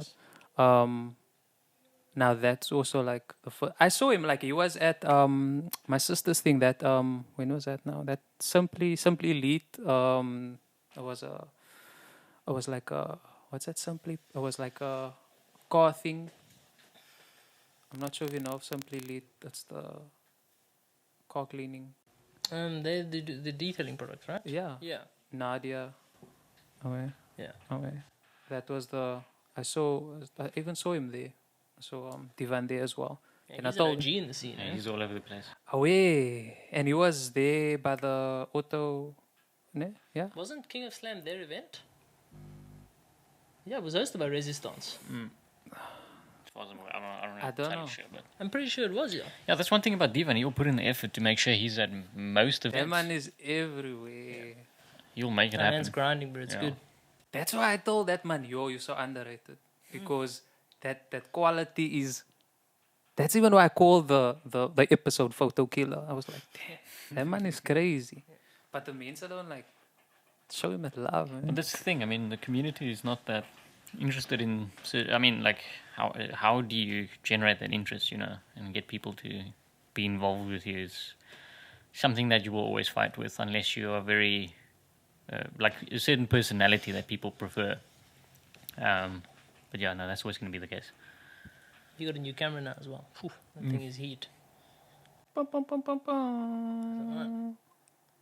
bum. Now this conversation is going like cool. It's going like cool. What did I want to say now? Oh yeah. What do people not know about you guys? Probably a lot. You can In what terms? just like you as a person, because they maybe see you, because remember like people see a person online and then they see a person in person, but I have like different, how can I say, profiles that they made, like okay, this guy's this, is that, I thought he's outgoing, no, he's actually a quiet man's cup. People let you see what they want you to see. Yeah. And Yeah, this man's gonna go deep in here. no, it's true though. Like you said it yourself when it comes to like the person that you present yourself online Yeah. versus what you actually are like. Something people don't know about me.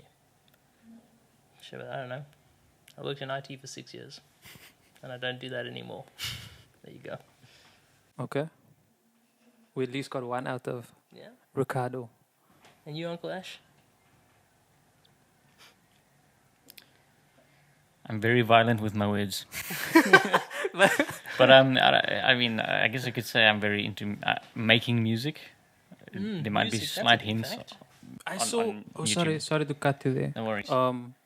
I saw a Fruity Loops situation as well. Who was that? Fruity Loops or NPC Beats? I don't think I Nah, I have. think that was a fruit. That was a fruit. That looked like a Fruity Loops. When was this video released that you saw? Bro, I can't. I We don't know. can share. Hard to say. Because Hard to he say. There's a uses vraag NPC videos. beats, yeah. I have worked on Fruit Loop Studios. I don't think we have anything on the channel about that though. but yeah, We've they got a lot of shouldn't- private stuff on the channel, stuff that nobody should ever see. We won't talk about it. Are you referring to where it's like 3 screens? on Just table? the screen and it's like a wave. Yeah, that was NPC Beats. Is it NPC? Why does it look like Fruity Loops? Yeah, the free version of NPC or whatever the software is called. Okay, so you like That doing. one. Oh wait, that's the one. Yeah, that was NPC Beats. Yeah. Dream blanket. So Damn, why yeah, the hell? weird names, but I know. No, I'm really into music. I used to do a lot of drumming. I don't have my drums anymore. So I bought Damn. a MIDI keyboard, studio monitors, and an interface. And sometimes I just like to hop in, and because sounds is good for you. Just FYI, vibration in your ears can make a big difference in the way you feel. So I enjoy making music. Sometimes it's inspiring because you generate visual ideas based off sounds. Yeah. It also is calming, relaxing, depending on what I'm doing. Sometimes I need to vent, and I used to do it through drumming, Yeah. but I don't have my drums anymore, so I'll just climb on NPC Beats and just do something random. If it sounds terrible, it sounds terrible. If it sounds alright, it sounds alright. I mean, I'm no professional. I didn't study music. I don't plan to, but I like sounds. Like, I can get on a keyboard and maybe match a couple keys here and there and then just try and make something, but yeah. Now, since we're speaking music, do you prefer the electronic sounds or the authentic? Like, yay, if I want a violin, I'm gonna go get the.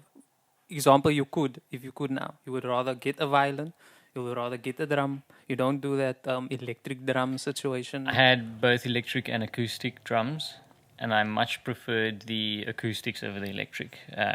Same with any instrument, I would prefer the actual instrument, but I don't know the technicalities of instruments that well, so I can't just pick up a guitar and go and play it. So in MPC Beats or FL Studio, the keys are there and they all sound like they should, so there's no trying to tune your things in properly. So yeah, I would say that I prefer acoustics for sure. Okay.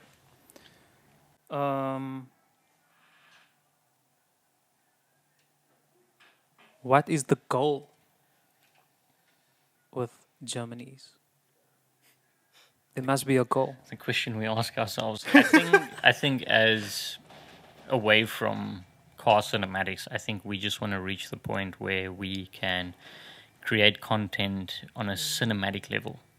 When I say cinematic, I mean the cinematic industry, whether it's just short films, series, funny skits. I think improving our overall artistic skill and mindset to the point where we can create something that looks visually professional and creative and inspiring would be a nice end goal. But that includes also just learning new things, getting our hands on new equipment and teaching ourselves different things and, learning new techniques. I think learning new styles and techniques is very important as well. I can be quite stubborn with learning techniques. I mean, you see all these trends and stuff on Instagram with these, flashes and jumps and zoom-ins and laser effects and all these different things. I can do most of it, but whenever I do it, I'm not inspired. So it's pointless in my head, and it's not creative if it's repetitive. One guy makes it first, pops off, looks good, it's interesting to look at, but then you have another 20, 30 to 1,000 people making the same thing. It's no longer an interesting thing to look at. So yeah, that's just my opinion. In your opinion, what is your goal based the same, or do you like? Look, I think Ashley said it well. We just enjoy making cinematic content, and we obviously want to make content that people enjoy watching, as well as something that we enjoy making. We've said we want to make a short film. We still want to make a documentary about the Germanese. I saw. Yeah, You so we're spoke deep about in it. it. We still have all of that laying around. What's I the don't know when it's progress gonna on be. that? None whatsoever. Yeah, we just have the footage. We don't have the actual timeline yet. But I think that's probably okay though. Yeah, Ricky's completely right. When you create a documentary, sometimes it can take years, and when I say years, I mean 5 to 10 years to make a documentary. I've heard of film crews spending a full year, no pay, filming gangs in the middle of Cape Town. And it's not even about the pay. They just want to Document something. something that we need to put awareness around. And when I say gangs, I mean like maybe somebody that's in rehab, or the problem within communities, and because there's kids and stuff involved, and you want to put that awareness there to kind of get more people to see, and maybe someone who can create a solution will be there and create that solution. Yeah. So for our documentary, we have so much to work off of footage, but in my opinion, like the more I look at it, the more I go, it's not enough yet. I think we're still quite fresh, even though we started in 2017.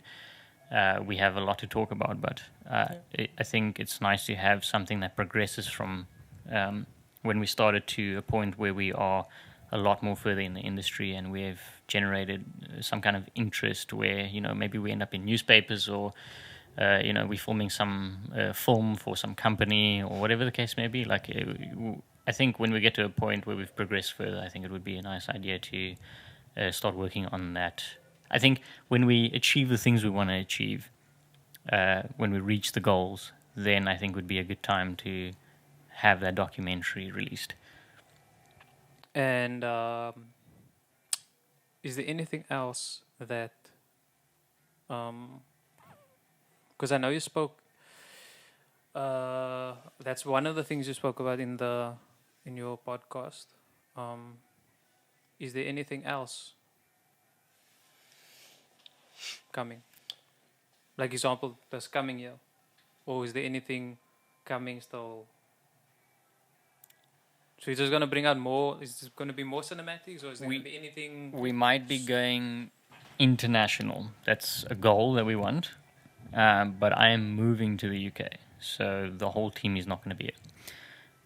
If I can create a foundation on the other side, where I can film content overseas, wherever I'm relocating to, that would be something nice to add to to our channel. I mean, Yeah. a lot of people, especially in Cape Town, do like watching international content, because we are quite limited with access to modifying our cars here as well.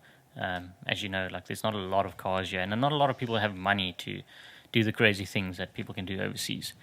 I feel like you must just budget, but Yeah, it's how you prioritize your money, I feel. if you want to make something that's insane but still functional, it becomes potently expensive, and I think a lot of people can agree with that. I don't have any experience. I have never had enough money to modify my car, but Ricky's had more experience in that case, so maybe he could answer that better. But in terms of creating international content, I think it's still important to maintain local.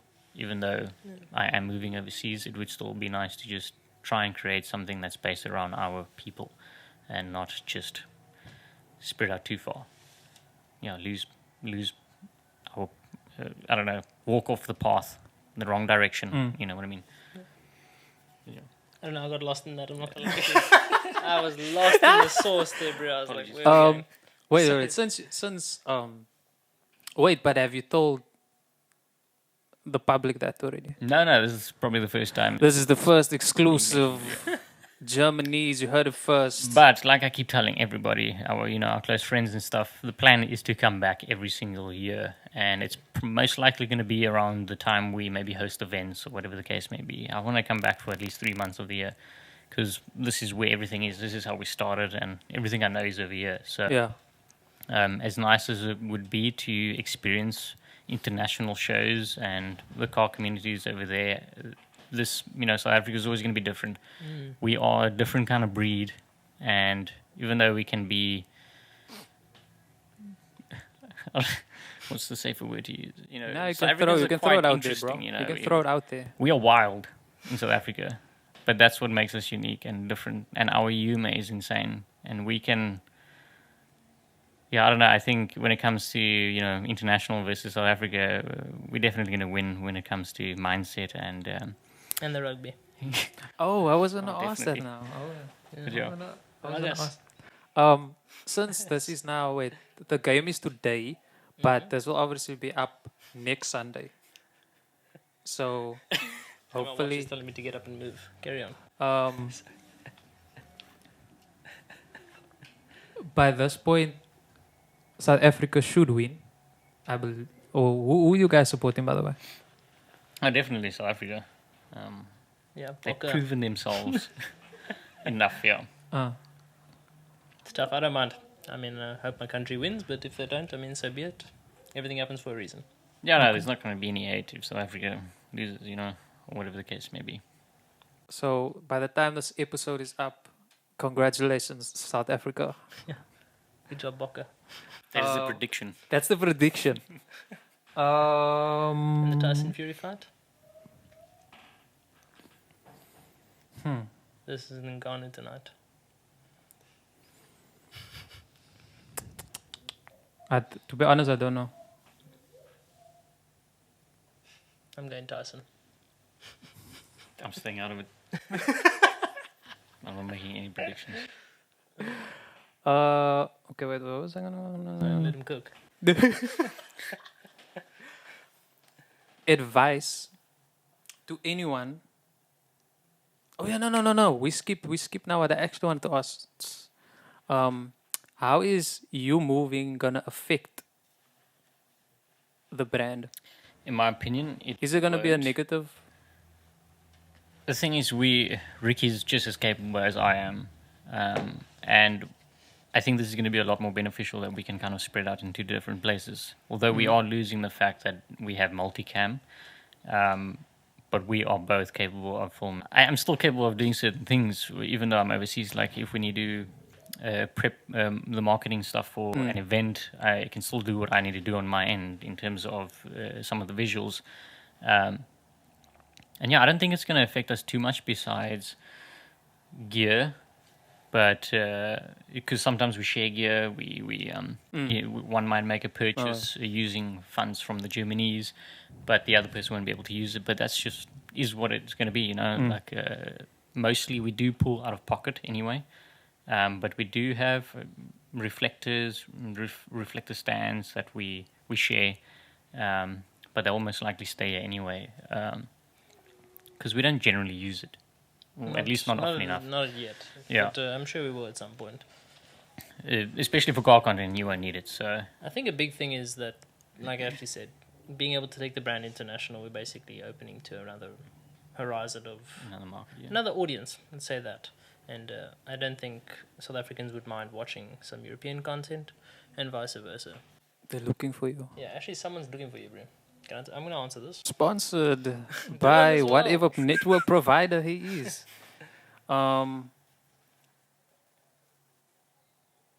Wait, did you finish now? Europe. Oh, Just wait. being able to take the content international. Yeah. I think it'll be good for the brand. Like Ashley said, we're both perfectly capable at creating content. So it'll just be a new horizon for us, and we'll make the most of it. Okay. Yeah. And we're going to love more. If you guys want to see some dope shit. Oh yeah, when is that now again? 16th of December. Okay. Check it out. Okay. Here's where I wanted to go. Advice to anyone who wants to do what you guys are doing. Don't be scared. You can film anything with anything. Literally. Yeah, we will say the same That's a thing. bit broad, eh? Yes. I'd say, I think a lot of people are scared to film certain things because of the gear that they have, and they put limitations in place. And look, I do understand that not everyone has the best stuff, and there are limitations with what you can do with what you have, but the main thing is, I always reference this whenever I speak about it, is that there was a guy who used to rally back in the day, and he would rally in a Honda Fit or a Honda Jazz for us. And he would just practice in that constantly until he had enough money to buy something better, but he started off with what he had. And then by the time he migrated over to something a lot faster and a lot better, he was just way better at what he did. So I think the idea that gear is what you need to make good stuff is not the case at all. You can make, I mean, we filmed portions of Slammed at the Lake on a camcorder with a hand. Like, it's just do what you can with what you have and make the best stuff. Simple. We started off on a cell phone, so I mean, Yeah. Started on the bottom, now I just we want to put it out here. there that if you do want to get into the industry, if you want to call it the industry, I mean, practice makes perfect. I always say it.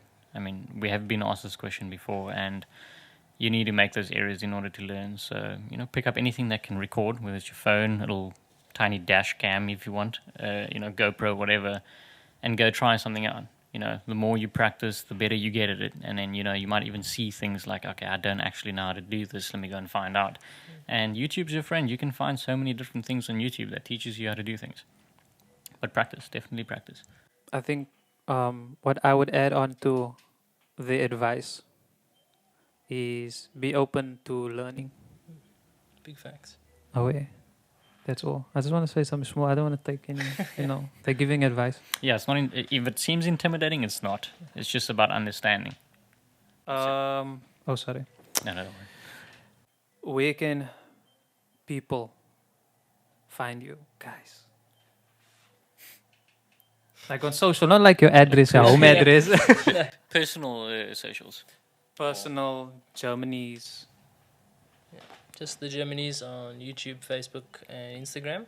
We do have a TikTok as well. We're working on that. It's not the greatest at the moment, but look, obviously we don't prioritize that kind of content. And then our personals is Ashley Marketeer. Well, just Ashley_Kotze at this point. That one, sorry. No. And then mine is just Ricky_NV_Vivo. We are listed on the Germany's Instagram. If you go to our bio. Instagram, Bio, yeah, bio. everything's there. Okay.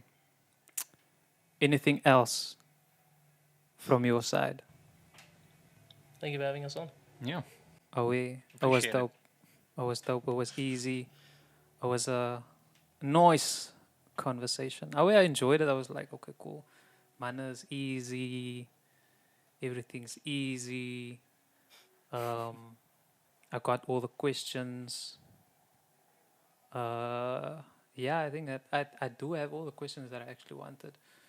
I hope people are educated And not upset. and not upset. We hope you learned something at least. And now you know how to organize your own event. And now, the mensa is lekker. I think that's all. Okay, guys, we're gonna end off this show. So, thank you guys once again for coming by. It was really awesome. Thank you for having us. I appreciated. I got the people I have on my list and finally got them. And thank you for responding and once again. I appreciate it. So guys, if you are new to the channel, don't forget to hit the subscribe, hit the like button, comment down below what your thoughts are on today's video, what you thought of the guests. Are you going to start your own car show? Are you going to start your own group? Do you have And- any ghost members? What ghost members? This is episode 1. Well, 31, sorry. Yeah, I'm going back in time now. Episode 31. Audio episodes on Google Podcasts, Apple Podcasts, and Spotify. Once again, I have to remind you guys, subscribe. Subscribe to their channel and follow them. Do what you need to do. I have the links in the description. And don't forget, support and promote yourself like you are your biggest fan. Safe.